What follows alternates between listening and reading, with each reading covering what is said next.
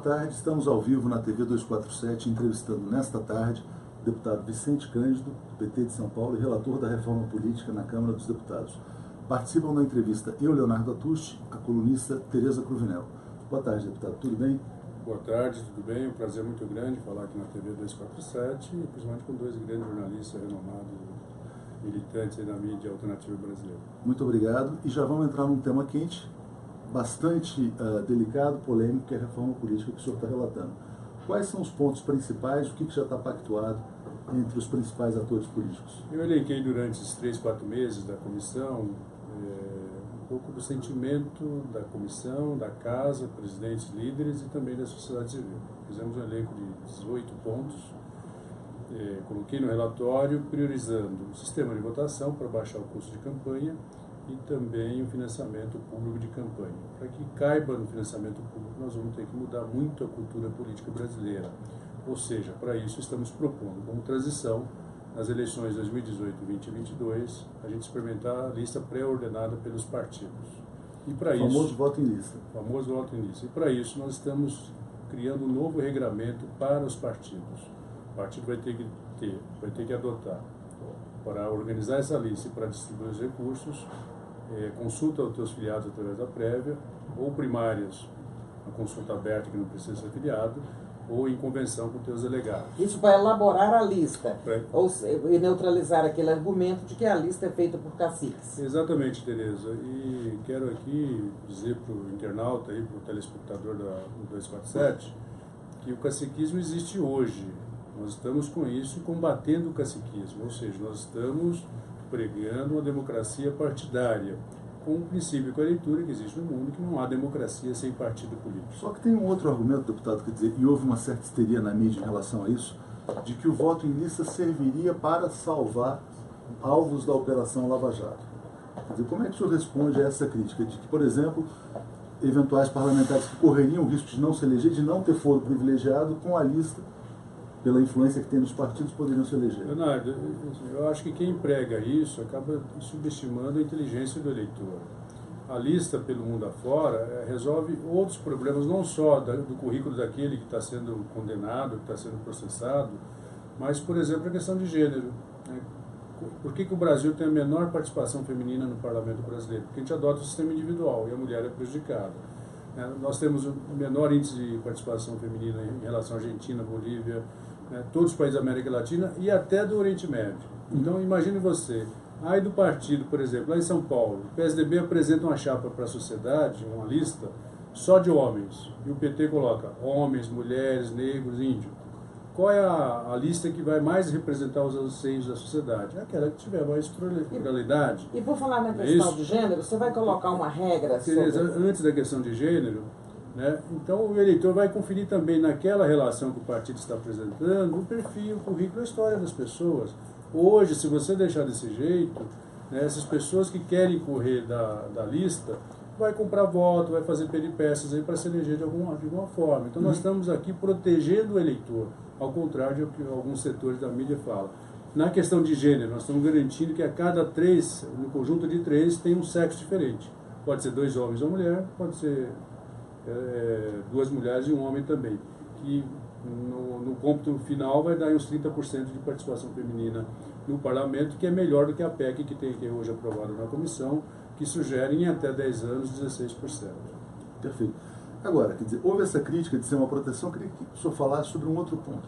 Qual que é o impacto do voto em lista no custo de campanha? Porque hoje o deputado vai fazer uma campanha, ele tem que buscar financiamento, ele concorre sozinho, ele tem que buscar o voto quase como uma coisa individual.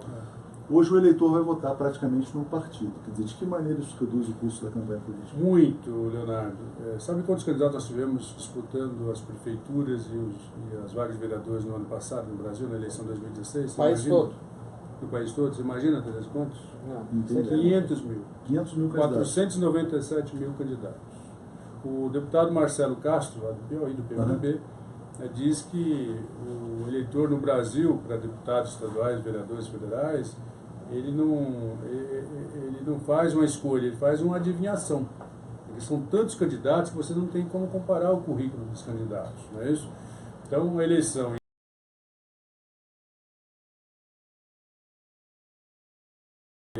enxuga, né? E enxugando, você vai fazer a campanha muito mais barata. O Brasil tem a campanha mais cara do planeta. Nós deixamos os americanos... Geral, em geral, principalmente para o parlamento. A gente deixa os Estados Unidos, que tem um PIB 13 vezes maior que o nosso, com inveja. E no mundo inteiro a campanha mais cara é do executivo, porque o mundo adota.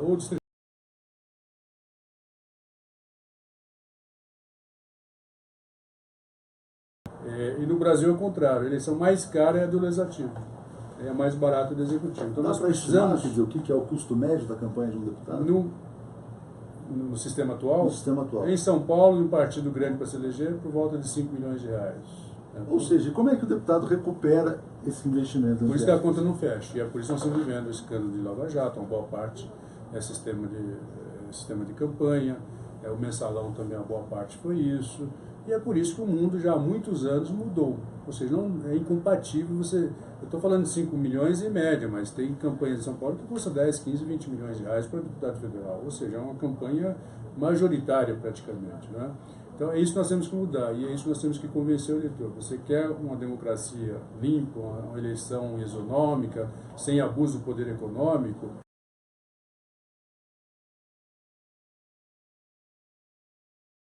Nenhuma novidade nesse sentido. Isso vai convencer o eleitor assim, a aceitar, por exemplo, o financiamento público de uma maneira mais... Porque isso também, quer dizer, tem um custo orçamentário.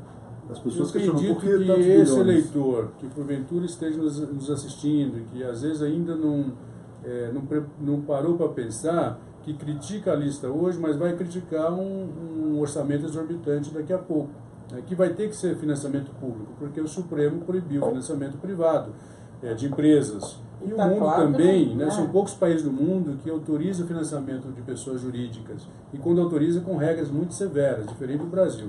Ou seja, a democracia custa, o parlamento aqui custa, os partidos custam, só que nós temos que ter mais, vamos dizer, austeridade, um sistema mais lógico, mais direto, mais, vamos dizer assim, mais severo, com o dinheiro público. É isso que nós estamos buscando. Então vamos explicar para o internauta, deputado, já que nós estamos buscando isso mesmo, entender como financiar a democracia, nesse financiamento público que o senhor está propondo, e nessas 2 primeiras eleições, em que o voto seria por lista fechada, como será distribuído o dinheiro? Como será formado o fundo partidário, de quanto será e como ele será distribuído entre os partidos? Fundo eleitoral. Fundo eleitoral. Isso. Nós fizemos exercício de todas as ordens, 2 finais de semana aqui confinado com os consultores, pesquisando o mundo inteiro, e chegamos a um número que eu acho que é bastante razoável, 2 bilhões de dinheiro público e mais uns 400, 500 milhões, onde pode se captar de pessoas físicas com um salário mínimo por mês durante 5 meses, 2 meses de pré-campanha, 2 meses no primeiro turno e 1 mês no segundo turno. No máximo, um salário mínimo por pessoa. No máximo, um salário mínimo durante esses 5 meses, proibindo o autofinanciamento. Então, o autofinanciamento que foi um problema na eleição passada até para prefeito, quer dizer, candidatos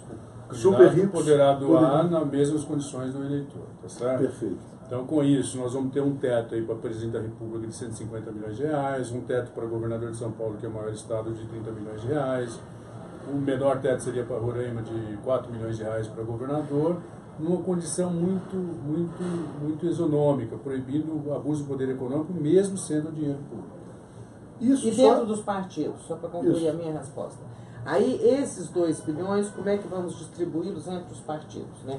Porque é o partido nesse sistema que vai financiar os seus candidatos, digamos, que vai... Então, dos 2 bilhões, nós estamos propondo que 30% é para financiar o parlamento, as campanhas dos parlamentares, 70% financiar a campanha do executivo.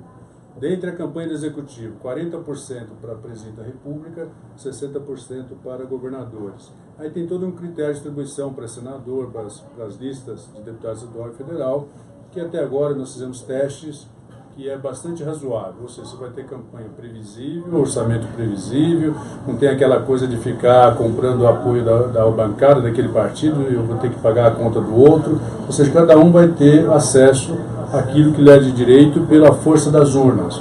É isso? Ou seja, entre os partidos é proporcional à bancada atual.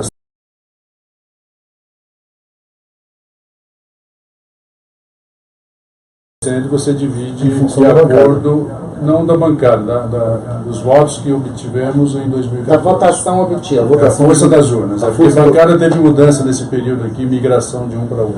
Não pode. Tem uma distorção. Agora, na sua visão, isso só está sendo possível em função da Lava Jato? Se não tivesse Lava Jato, isso não infelizmente, Leonardo, infelizmente, né? Aqui nós podemos pegar a máxima oriental, a máxima do povo americano, não perca a oportunidade que uma crise lhe dá. Acho que é o momento de aproveitar essa crise e aprofundar o pé na democracia direta, no oxigenamento das instituições, no fortalecimento da democracia, né? Senão, de repente, nós podemos perder aqui uma oportunidade que talvez não tenha outra igual. Nós já tivemos outros momentos aqui de votação no plenário aqui da Câmara, de lista, que quase passou. Pois é, eu ia dizer, eu em mais de 30 anos de cobertura de Congresso, eu já vi vários projetos de reforma política, alguns como aquele relatório do Henrique Fontana, que chegou até bem perto, outras oportunidades também. Agora, dessa vez você acha que com esse impulso da Lava Jato, essa reforma pode sair? É muito comum você ouvir por aí, né? Agora vai, né? Agora vai em Brasília. Olha, em outros momentos, estava dizendo, por exemplo, em 2007, quase passou a lista aqui. A lista teve 184 votos e quem foi contra a lista tiveram 257 votos. Se o PSDB não tivesse mudado de opinião, de posição no último momento... Foi o relatório do Fontana, né? Não, em 2007 foi do Caiado. Do Caiado.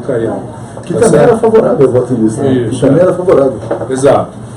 E não tinha decisão do Supremo contra financiamento privado, não tinha Lava Jato, não tinha crise econômica que tem hoje. Quase passou. Então, estou apostando que nesse momento, pela circunstância, num debate bem feito, esclarecendo, inclusive dialogando com o eleitor brasileiro, é possível, na votação aqui no final de abril e meio de maio, a gente cravar esse intento aqui, que é muito importante para a democracia brasileira. Ou seja, da crise nasceu uma oportunidade de restaurar a democracia. Eu estou apostando muito nisso. E por isso, Leonardo, eu fiz um relatório sistêmico, né? Ou seja, colocando um sistema eleitoral brasileiro lógico, mexendo em vários outros pontos, além do financiamento da lista. Mas o senhor mencionou também democracia direta. Quer dizer,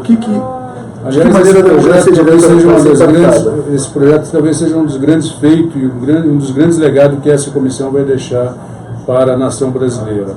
Uma homenagem à deputada Luísa Erundina, que preside aqui a Frente Parlamentar pela Democracia Direta, e com a ajuda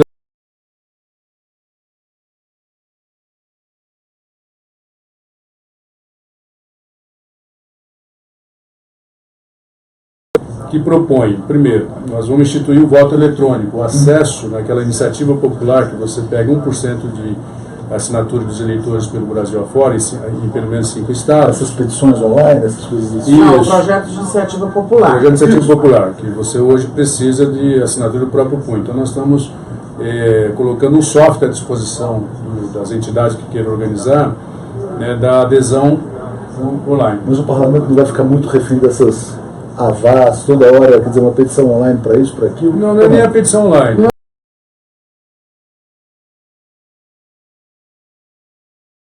Físico, em vez de ser uma coleta física, vai ser online. Vai ser pelo celular, pelo iPad e tal, certo? Então isso vai facilitar muito e também resolve um problema que nós tivemos aqui agora recentemente com as 10 medidas, que o ministro Fux lá do Supremo Tribunal Federal devolveu para a Câmara dizendo que o parlamentar não podia abarcar o projeto de iniciativa popular. Podia modificar, né? Além de não modificar, que eu acho que é um absurdo, mas não podia abarcar porque o projeto de iniciativa popular. Quando chega aqui na Câmara, a Câmara não tinha mecanismo para conferir as assinaturas. E houve a crítica do ministro Gilmar Mendes se essas assinaturas eram de fato autênticas ou não. Então, a partir daí, então essa é a grande novidade. Nós estamos propiciando esse convênio com os estados e municípios, para que você possa realizar plebiscito e referendo no momento de eleição ou não, né? Nesse Fundo para a Democracia, nós estamos também colocando plebiscito e referendo como para que ele de assinatura, você poderá também requerer ao Congresso Nacional a realização de plebiscitos e referendos. Com 1% da assinatura, com 1%, você pode protocolar aqui na casa a população, também, né? Isso. Com 1% de assinatura, 1% dos eleitores. Dos eleitores, que vale para o projeto de lei e valerá também para você pedir ao Congresso Nacional que realize um Isso é plebiscito emenda referendo. constitucional? Não, é projeto de lei ordinário. Ou seja, isso atinge a questão da crise da representatividade. Exatamente. Que é uma... Então nós poderemos, nós eleitores, com 1% dos eleitores... Você requer ao Congresso Nacional, eu quero fazer um plebiscito sobre a discriminação da maconha. E o Congresso é obrigado a examinar a É questão? obrigado a examinar, obrigado a Aí ele deliberar. tem que aprovar o decreto legislativo. Isso. E além disso, nós estamos criando um rito célere para projetos de iniciativa popular. Ou seja, ele terá prioridade, não será pensado a outros projetos. Pois é, a democracia semidireta que nós não praticamos, embora esteja na Constituição, uma primeira demonstração, digamos, de apreço por ela agora seria submeter essa própria reforma a referendo. Isso está previsto? Não está previsto, mas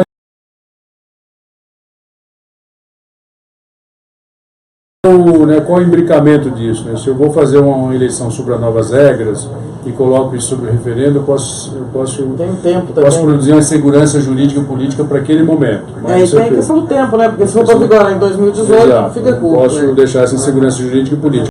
Mas ainda na democracia direta, esse mesmo 1% de eleitores poderá pedir para os chefes de poderes informações estratégicas. Por exemplo, aquele caso da invasão da Petrobras, nós acusamos os Estados Unidos que invadiu lá as informações da Petrobras, da agenda da presidente Dilma. NSA, né? Agência de Segurança. Exato. Então esses eleitores poderão pedir para o chefe dos poderes informações estratégicas. Abre para nós o que está acontecendo com isso. Além disso, nós vamos cortar a exigência de que hoje eu, parlamentar, para pedir um referendo, um plebiscito para o plenário, eu tenho que ter um terço de assinaturas. Não vai existir mais essa necessidade.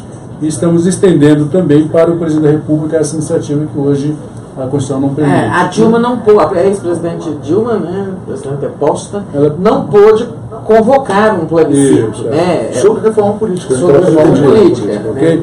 Então são coisas assim, vamos dizer, simples, mas relevantes para você instituir essa democracia direta depois da Primavera Árabe, depois do junho de 2013, depois das mobilizações por impeachment, a favor de impeachment, né? Há um anseio de que eu quero participar mais ativamente da vida do meu país. Tudo bem, eu quero participar mais. Mas vamos imaginar, então, o cidadão que tem alguma aspiração política, né? Como é que ele vai se integrar? Ele vai ter que se envolver na vida partidária? Porque, por exemplo, alguns defendem as candidaturas avulsas. Elas estão contempladas? Não achei pegada jurídica, pegada política para isso. São poucos países que experimentaram isso, mas não deram certo. Então não estou entrando nessa aventura, até porque só estou dizendo o ex-presidente Fernando Henrique criticou o voto em lista e defendeu candidatura avulsa. Há também um argumento, quer dizer, nós estamos procurando fortalecer um sistema partidário que é fragmentado, inclusive para isso serve o voto em lista também, né? Para que os eleitores, ao votar naquela lista, porque ele está concordando com as ideias daquele partido. Ou seja, mas quem quer entrar na política, por exemplo, ele vai lutar dentro do partido, é isso? Como é que ele vai participar de uma lista, por exemplo? Melhor mecanismo, vai ter eleição, né? Vai ter disputa interna, né?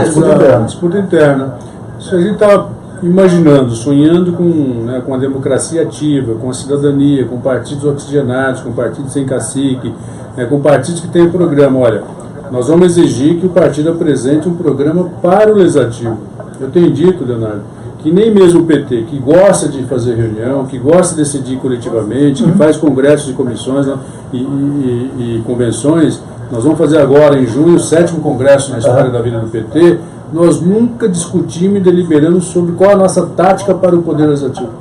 Ou seja, o Poder Legislativo existe para você, às vezes, empregar um monte de gente. Mas como é que a bancada vai se... Mas qual é o papel, quais são as competências, qual a orientação para a bancada, como é que eu fecho a questão, quanto custa o Poder Legislativo. Sempre que a bancada se depara com grandes dilemas, aí ela tem que deliberar especificamente. Exatamente. Né? E Tereza, olha aqui, os estudiosos do mundo, os doutrinadores, dizem que, com letras garrafais, que o legislativo é o poder dos poderes. Ele tem uma supremacia sobre os demais poderes. Um poder que pode fazer uma CPI contra um poder judiciário, que pode empichar um prefeito, um presidente da República, Supremo. Não é qualquer poder. Então, se você chamar essa responsabilidade para si, você consegue, por exemplo, administrar qualquer crise. Né? E o legislativo é o mediador dos conflitos. Né? Agora, o legislativo, ele empobreceu muito, né? Perdeu muita qualidade nesse sistema proporcional e nesse sistema de financiamento em que prevaleceu o dinheiro. Perdeu, inclusive, a qualidade intelectual, sem falar na moral. E passaram a ter vários comerciantes. Por quê, Tereza? Porque as pessoas racionais, elas não entram na política, é uma aventura. Na hora que a gente fizer isso, você vai qualificar. Você vai induzir, vai atrair a classe média, os intelectuais, os profissionais liberais. Professor. E por que, quer dizer, o fim dos vices? Só para a gente entender esse ponto. Isso é um luxo brasileiro, né? Não, os Estados Unidos têm vice-presidente. Vice-presidente, mas não tem vice-prefeito. Nem sei se tem vice-governador, mas o vice-presidente é membro do Senado, né? Cara, deputado, esse é seu Na Argentina, por relatório. exemplo, é o senador que é vice-presidente. Entendi. Aliás, no Brasil era assim, né? Por isso que o presidente do Supremo preside impeachment, porque antes era assim. É quando ele era o sucessor natural, né? Beleza. Deixa eu fazer só uma pergunta. O seu relatório pode ser objeto de um acordo a partir de mandato de 5 anos e antecipar a eleição presidencial direta? Há espaço para isso? Eu acho que há espaço, acho que tudo é possível nessa. Mas isso só se a condenação do tribunal fosse avançasse, né? Exatamente. Muito bem. Obrigada, deputado. Vamos encerrar? Muito obrigado. Que pena, queria ficar falando aqui a tarde inteira do 247, é um prazer muito grande. Obrigado. Uma admiração pelo veículo, pelo trabalho de vocês comprometido, que muito tem ajudado a deformar os que deformam e a formar, né, dentro da visão aqui do trabalho de vocês. Obrigado.